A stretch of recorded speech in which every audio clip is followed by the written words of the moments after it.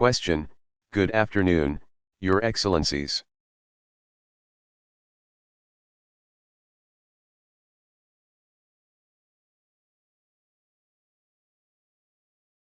This question goes to President Obama, but I would also like to hear the thoughts of President Aquino.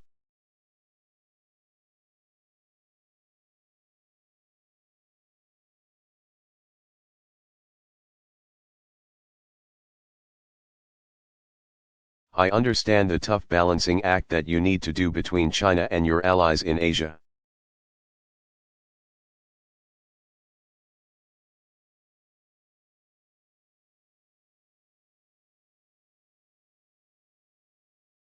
But do you believe that China's expansionism is a threat to regional peace and stability?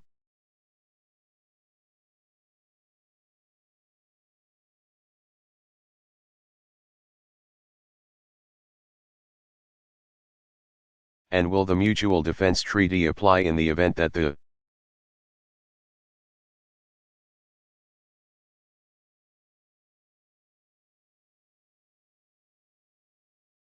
territorial conflict with China escalates into an armed conflict?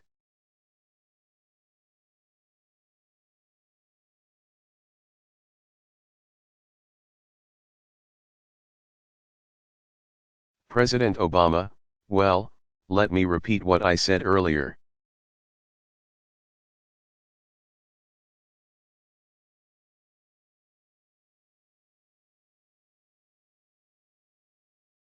I think that it is good for the region and good for the world if China is successfully developing.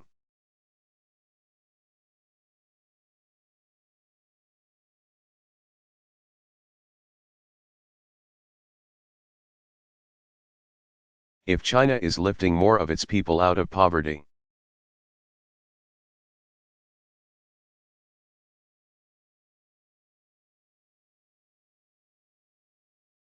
There are a lot of people in China, and the more they're able to develop and provide.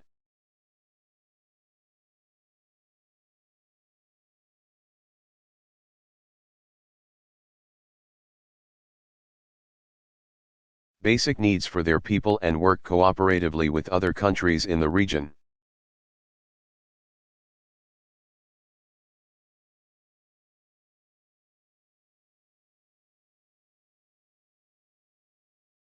That's only going to strengthen the region, that's not going to weaken it.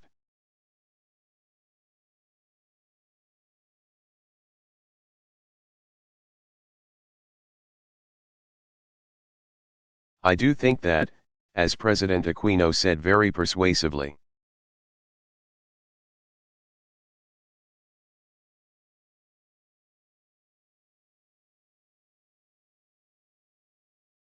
that China as a large country has already asserted that it is interested in abiding by international law.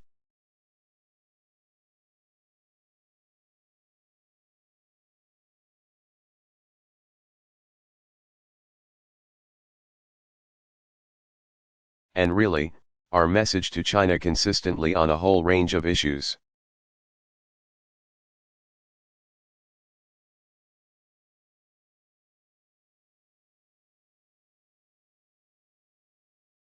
Is we want to be a partner with you in upholding international law.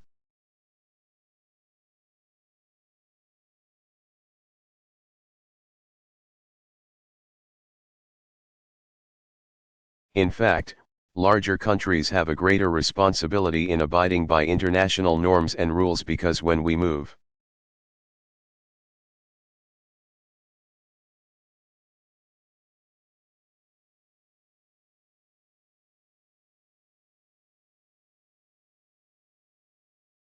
it can worry smaller countries if we don't do it in a way that's consistent with international law.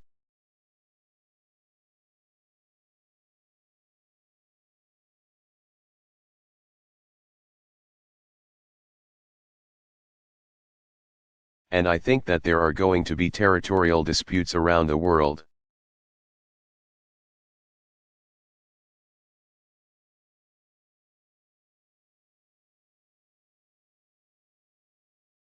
We have territorial disputes with some of our closest allies.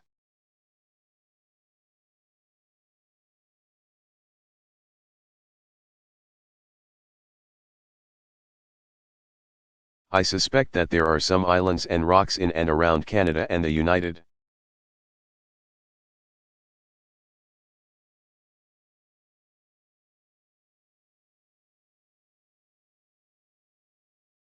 States where there are probably still some arguments dating back to the 1800s.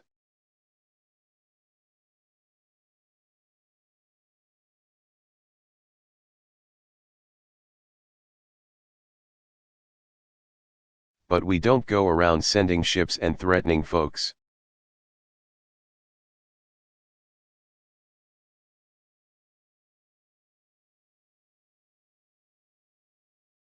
What we do is we sit down and we have some people in a room. It's boring, it's not exciting.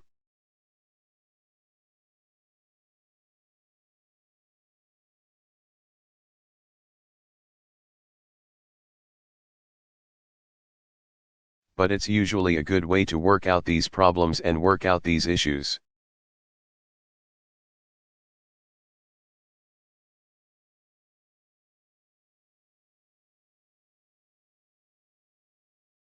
And I think that all the countries that I've spoken to in the region during the course of my trip,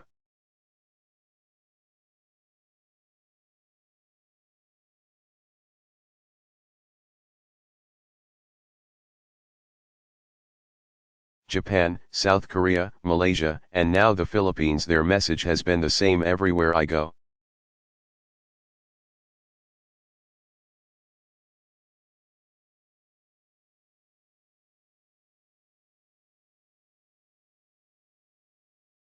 Which is they would like to resolve these issues peacefully and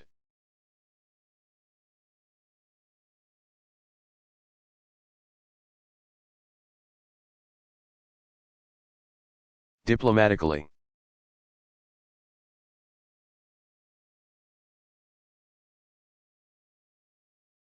That's why I think that the approach that President Aquino has been taking,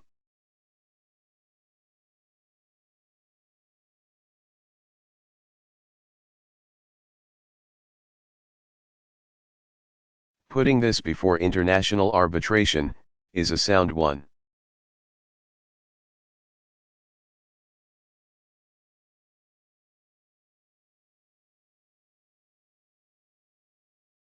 And if China, I think, listens to its neighbors and recognizes that there's another approach to resolve these disputes.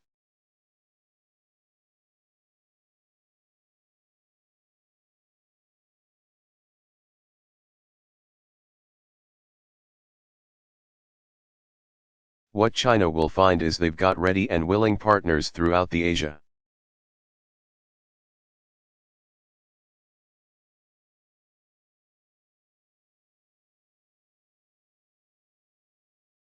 Pacific region that want to work with them on trade and commerce and selling goods and buying goods.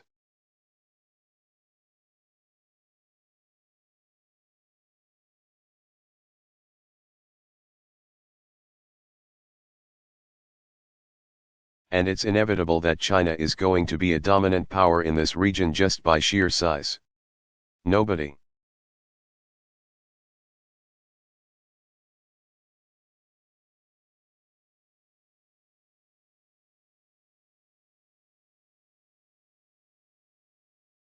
I think, denies that.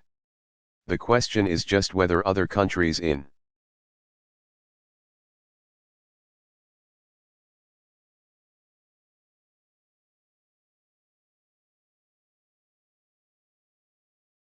the region are also able to succeed and prosper on their own terms and tend to the various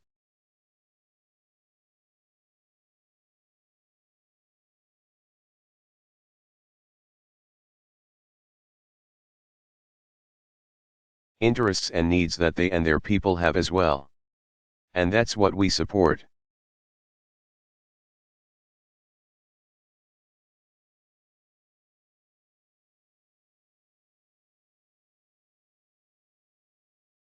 President Aquino, I think from the onset,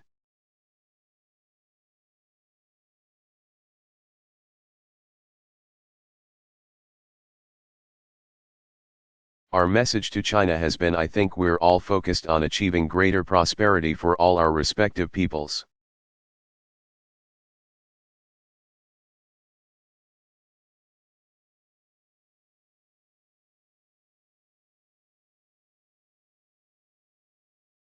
And prosperity and continued prosperity does not happen in a vacuum.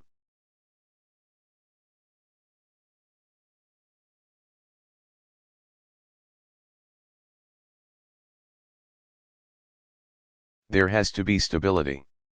And in turn, they have responded that the disputes in the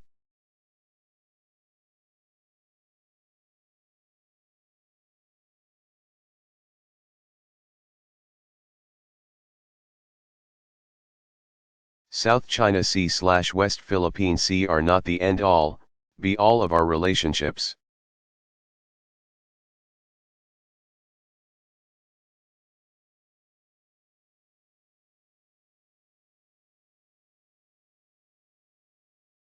And we have had good cooperation with them on so many different fronts.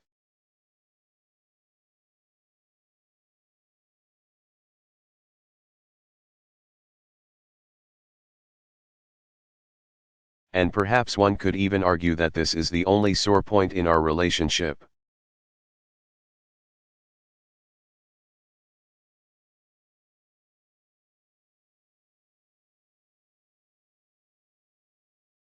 Now, having said that, perhaps we have tried to work on that particular premise of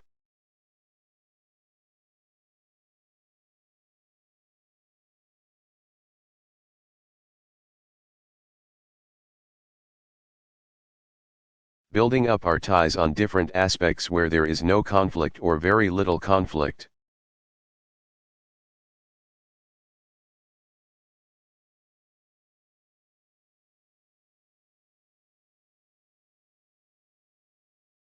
And in this particular instance, I have to find the way and means by which we can both achieve our respective goals.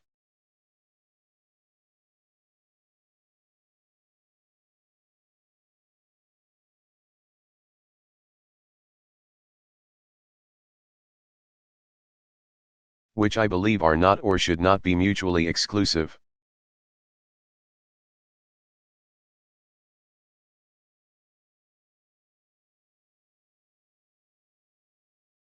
But rather should be inclusive if at the end of the day, we do want to strive for the prosperity of our respective peoples.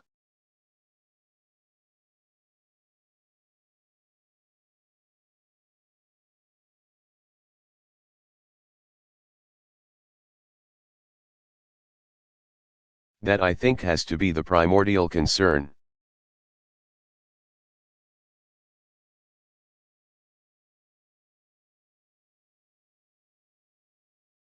Rather than disputes on a few rocks that are not possible to be inhabited.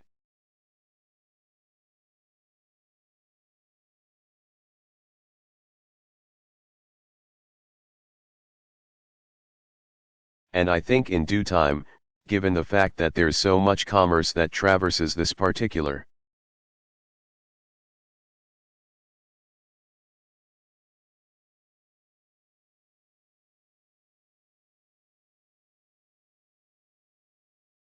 both in the maritime and the air domain, China, which has achieved its goals of improving the life of its people.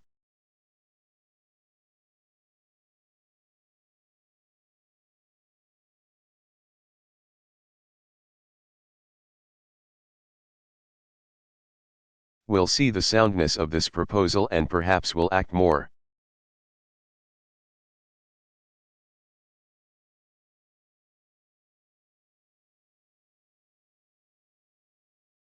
Shall we say, consistently and actively towards achieving that stability for all. That is our hope.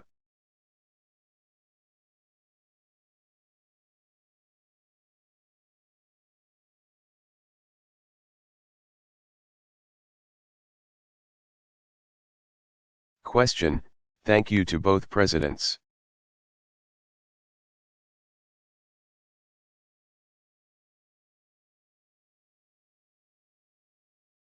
President Aquino, as a journalist, I'd like to ask you why 26 journalists have been killed since you took office.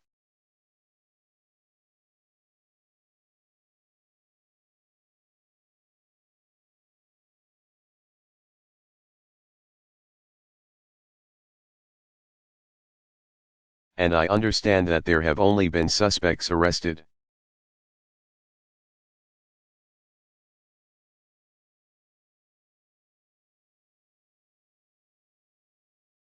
in 6 of those cases. What are you doing to fix that?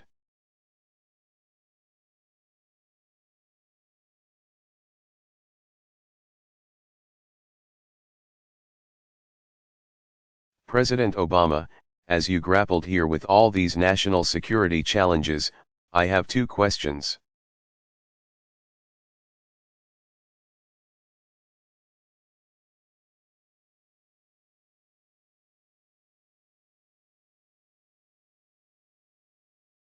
One, back home we've learned that 40 military veterans died.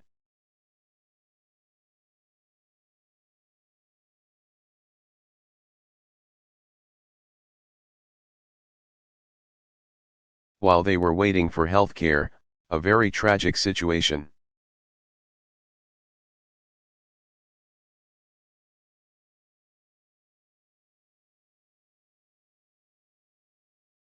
I know you don't run the Phoenix Office of Veterans Affairs.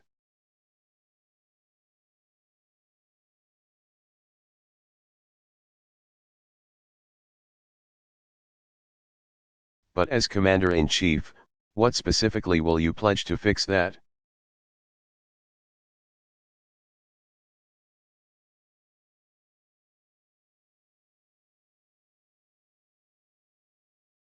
And, secondly, more broadly big picture as you end this trip.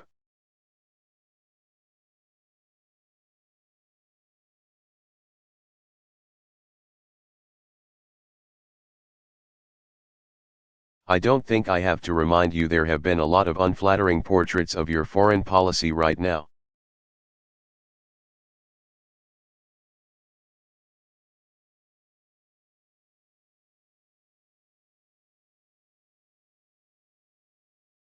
And rather than get into all the details or red lines, etc.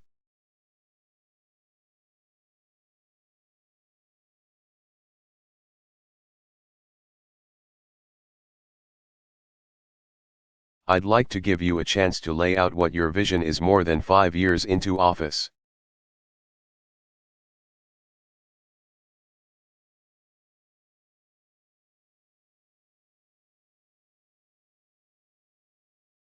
What you think the Obama doctrine is in terms of what your guiding principle is on all of these.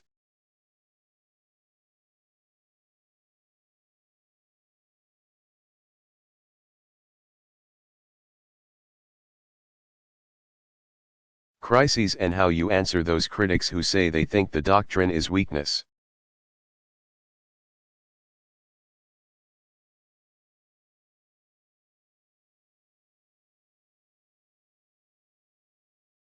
President Obama, well, Ed, I doubt that I'm going to have time to lay out my entire foreign policy doctrine.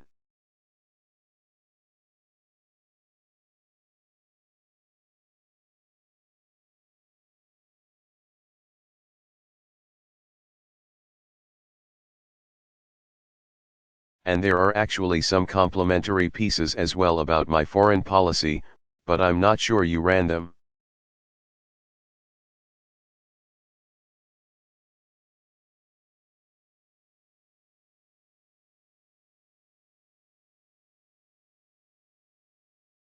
Here's I think the general takeaway from this trip.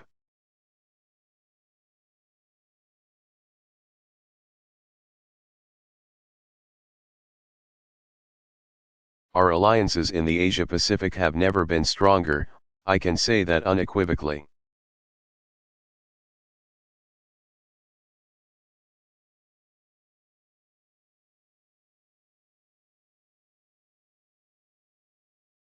Our relationship with ASEAN countries in Southeast Asia have never been stronger.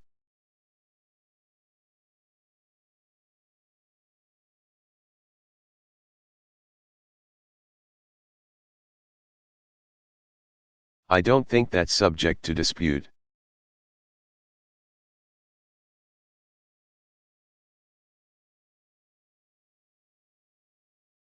As recently as a decade ago, there were great tensions between us and Malaysia, for example.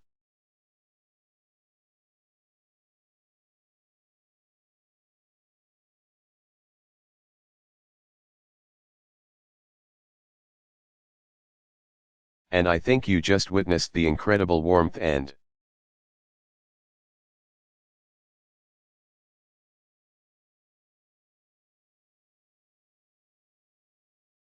strength of the relationship between those two countries.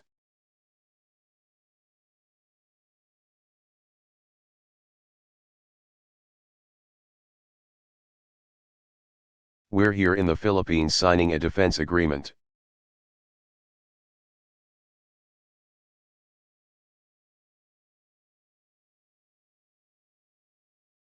"10 years ago, 15 years ago there was enormous tensions.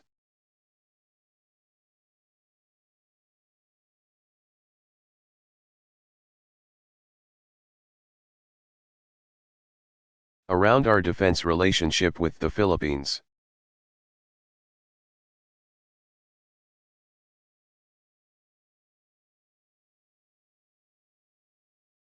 And so it's hard to square whatever it is that the critics are saying with facts on the ground.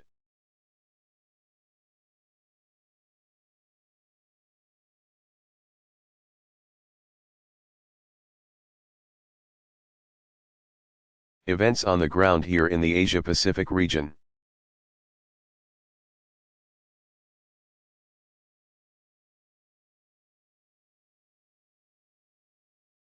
Typically, criticism of our foreign policy has been directed at the failure to use military force.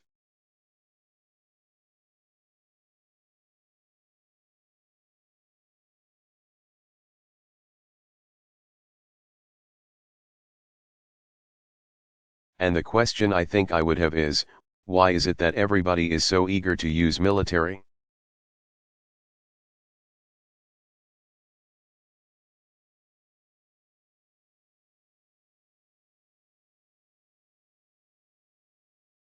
Force after we've just gone through a decade of war at enormous costs to our troops and to our budget?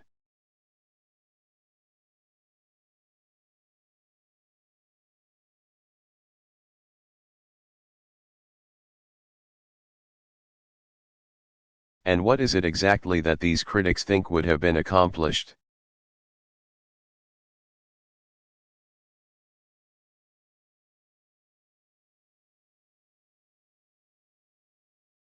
My job as Commander-in-Chief is to deploy military force as a last resort, and to deploy it wisely.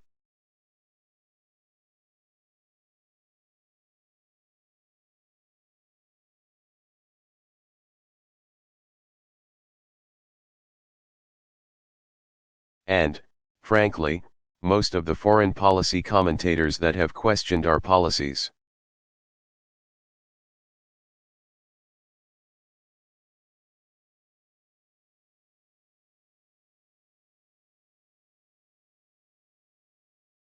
would go headlong into a bunch of military adventures that the American people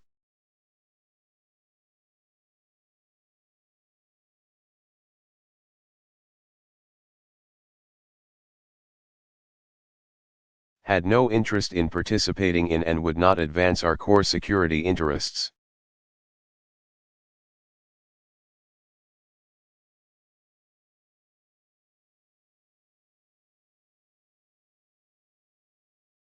So if you look at Syria, for example, our interest is in helping the Syrian people.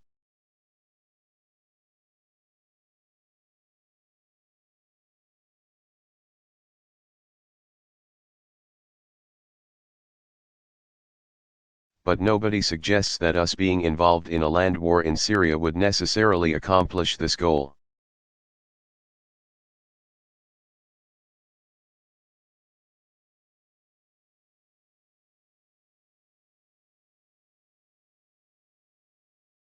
And I would note that those who criticize our foreign policy with respect to Syria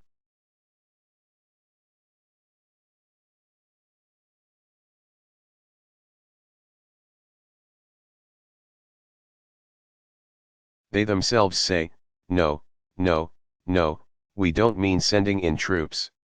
Well, what do you mean? Well,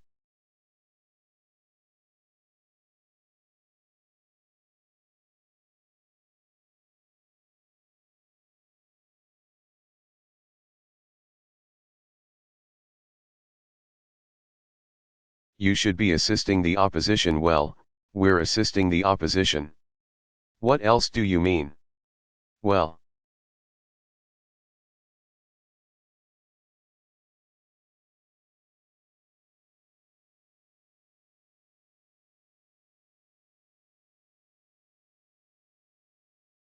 perhaps you should have taken a strike in Syria to get chemical weapons out of Syria.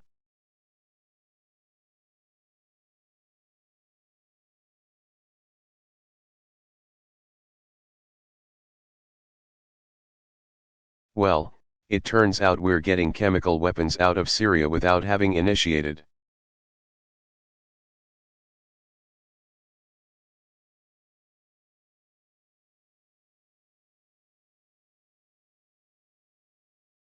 A strike. So what else are you talking about? And at that point it kind of trails off.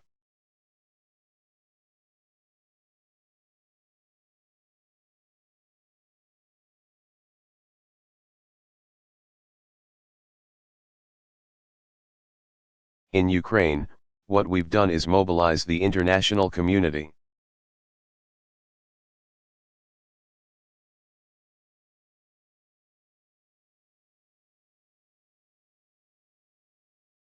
Russia has never been more isolated. A country that used to be clearly in its orbit.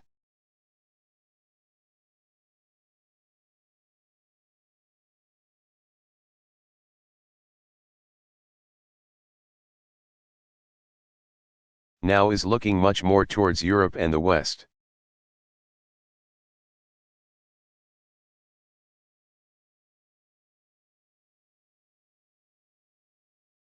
Because they've seen that the arrangements that have existed for the last 20 years weren't working for them.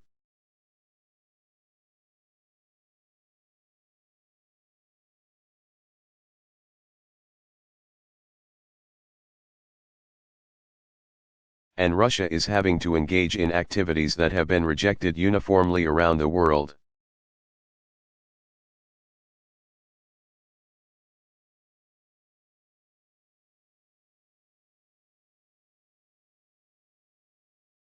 And we've been able to mobilize the international community to not only put diplomatic pressure on Russia,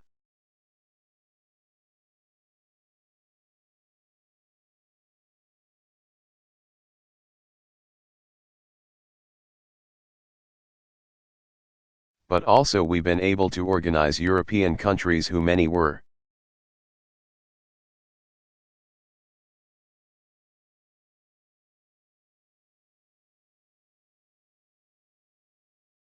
Skeptical would do anything to work with us in applying sanctions to Russia.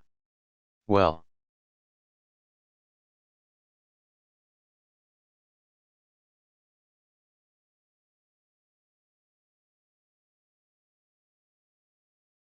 what else should we be doing? Well, we shouldn't be putting troops in, the critics will say. That's not what we mean. Well,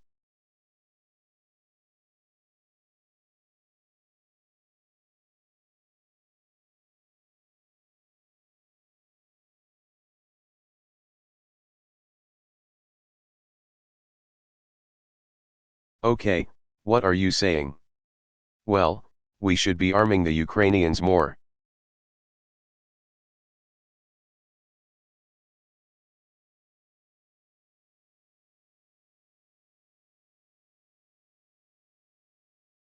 Do people actually think that somehow us sending some additional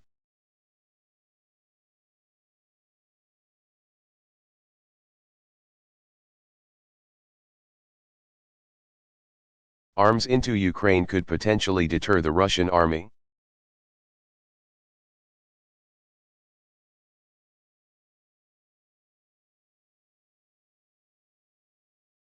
Or are we more likely to deter them by applying the sort of international pressure?